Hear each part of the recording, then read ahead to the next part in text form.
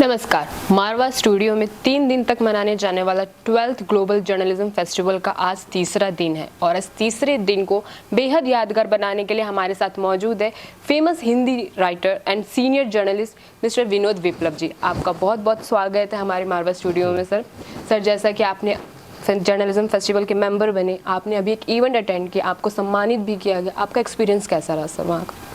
ये बहुत ही अच्छा एक्सपीरियंस रहा और साथ में साथ इसको एक बहुत अच्छी पहल है कि जर्नलिज्म के उत्साह को एक जर्नलिज्म को फेस्टिवल के तौर पर मनाया जा रहा है।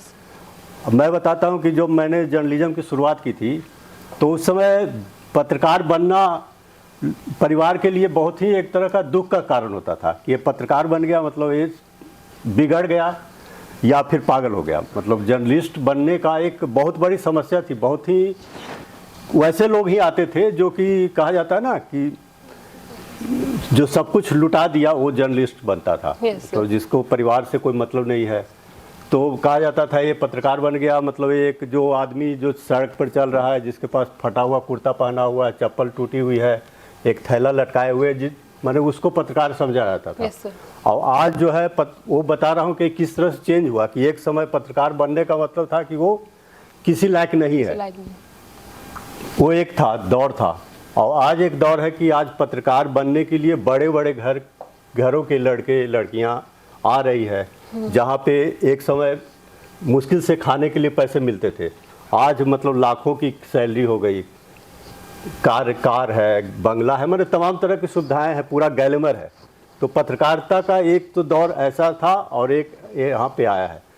तो एक उत्सव के तौर पे आज पत्रकारिता जो है एक उत्सव बन गया कई लोगों के लिए, बहुत बड़े जो स्टार बन गए। एक समय पत्रकारों को पूछता नहीं था, लेकिन उनका एक महत्व होता था, एक जुनून होता था उनके पास, जिसके कारण आते थे और समाज को बदलने के लिए उनके मन में एक सपना होता था, समाज को बदलना है। आज पत्रकार बन रहे हैं समाज को बदलने के लिए नहीं, खुद को बदलने के लिए। तो एक अंतर आया है कि मुश्किल के दौर थे, आज जो है सारी मुश्किलें ख़त्म हो गई है। लेकिन साथ में साथ उस समय जो जर्नलिस्ट बनते थे उनका एक सामाजिक सरोकार होता था, एक जुनून होता था।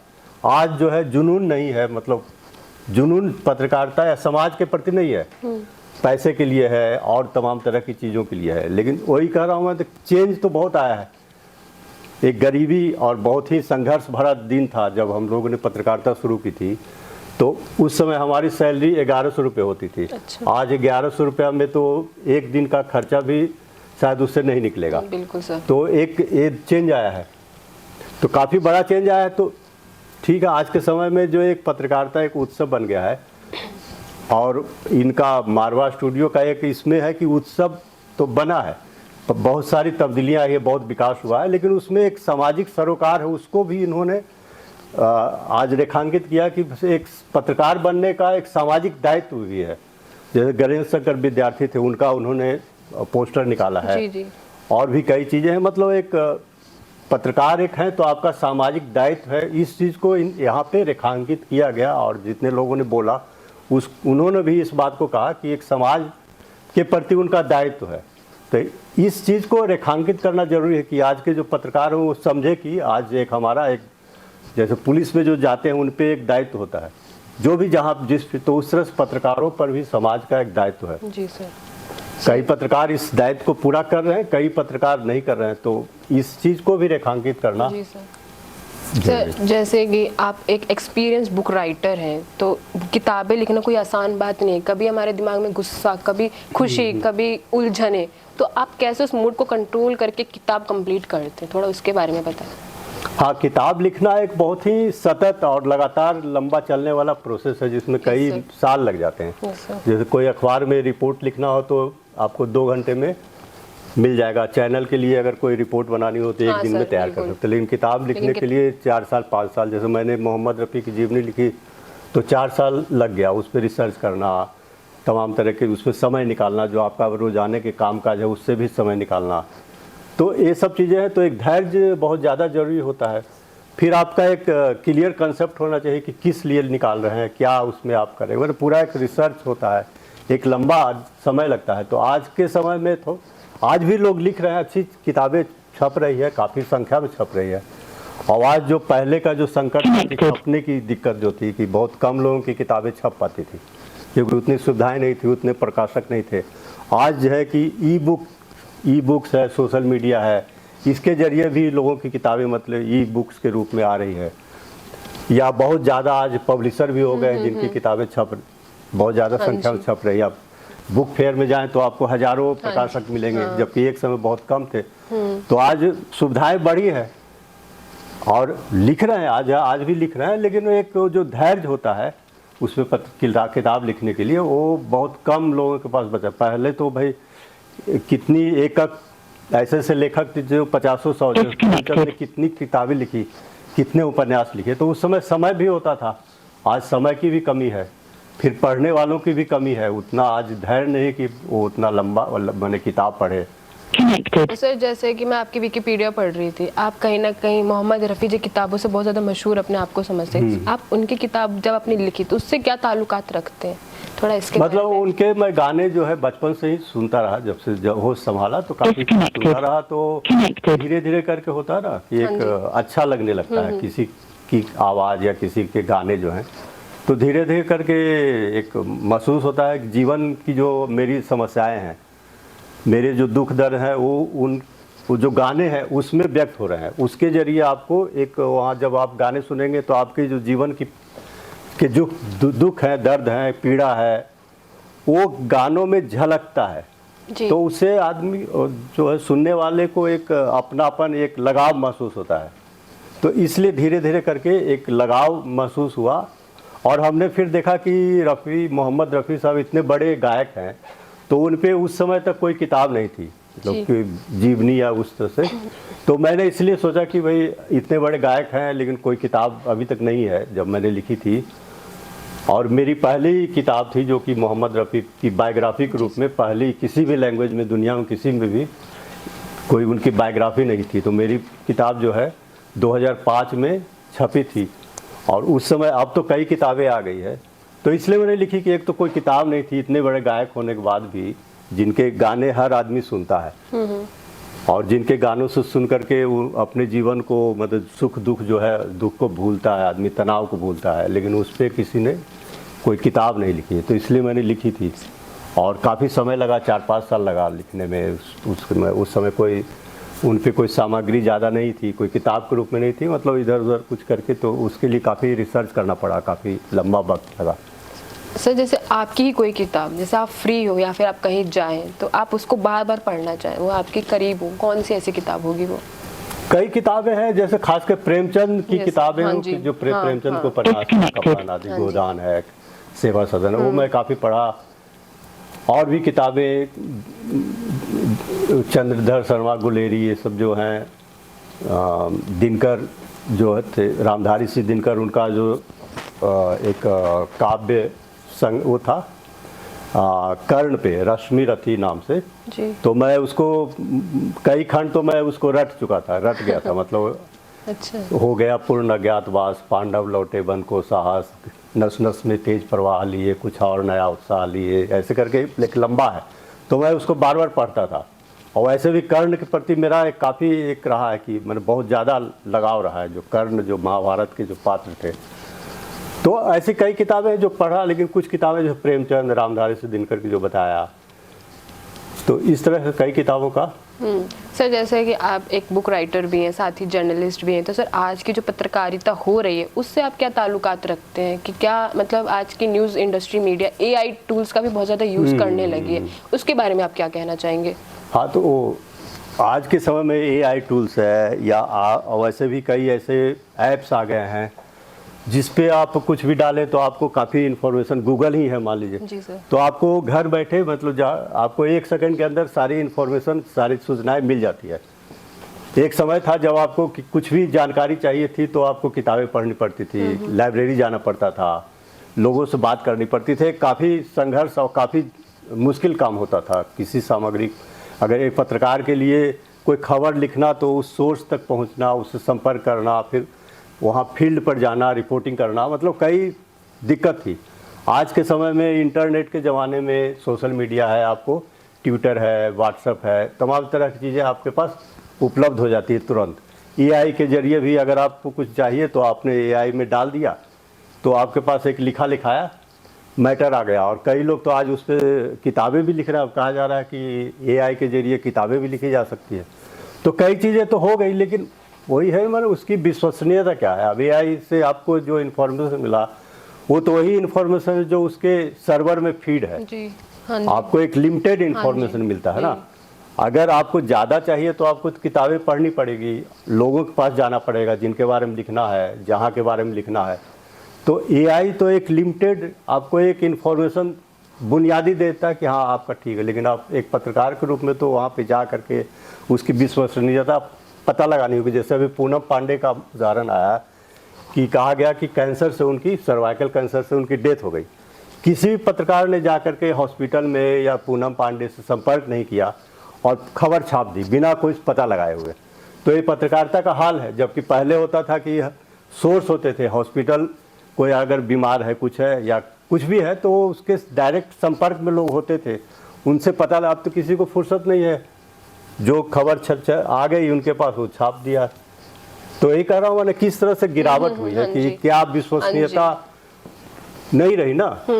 एक आपके पास खबर आई कि उसकी कैंसर से डेथ हो गई, आपने हॉस्पिटल में पता भी नहीं लगा कि किस हॉस्पिटल में भर्ती हुई थी, क्या हुआ था, जो अभी तक ठीक ठाक है कल तक, वो अचानक उसकी तो आप पहले था कि सोर्स होता था हॉस्पिटल, कोई किसी की भी डेथ होती थी तो हॉस्पिटल से पता लगाते थे, पुलिस से पता लगाते थे कि क्या ये सही है।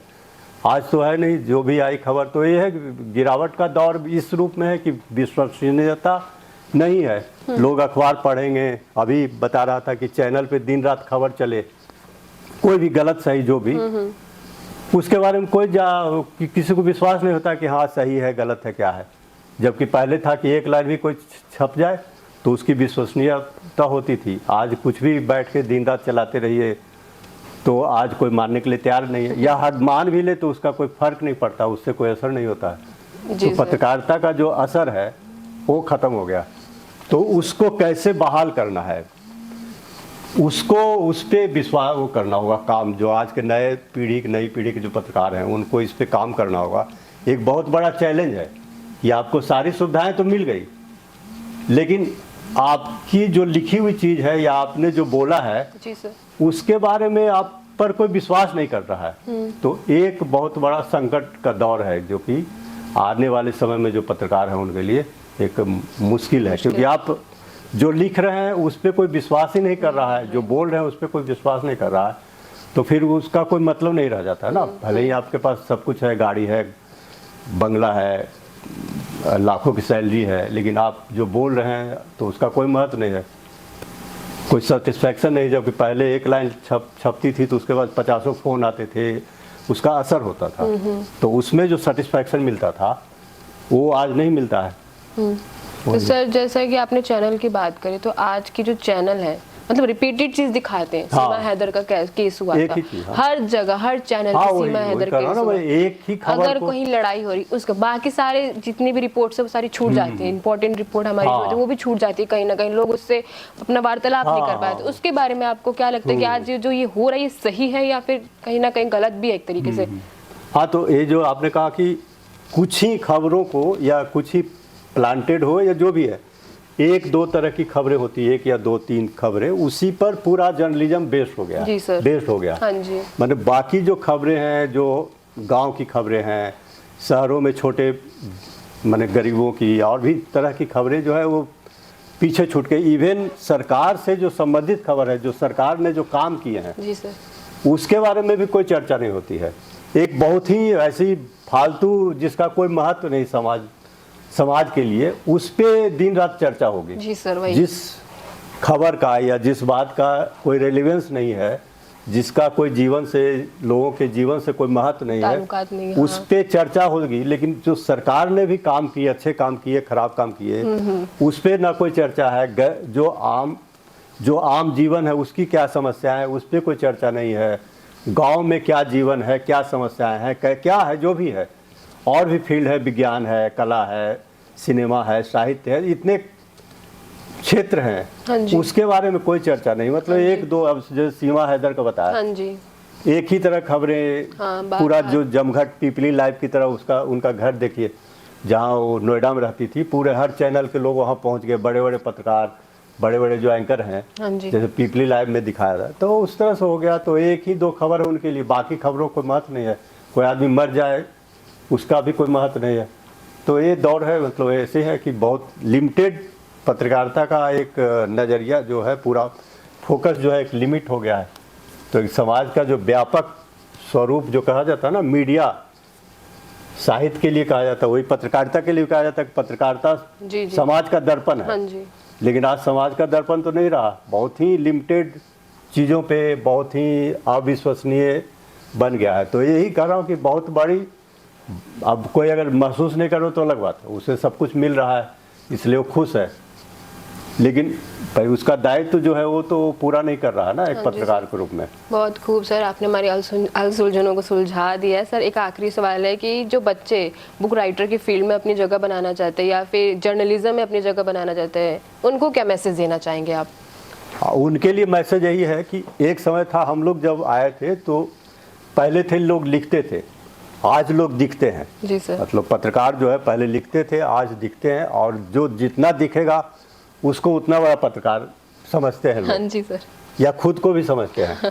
तो लेकिन लिखने की का जो महत्व है वो न पहले कम था और न आज कम है।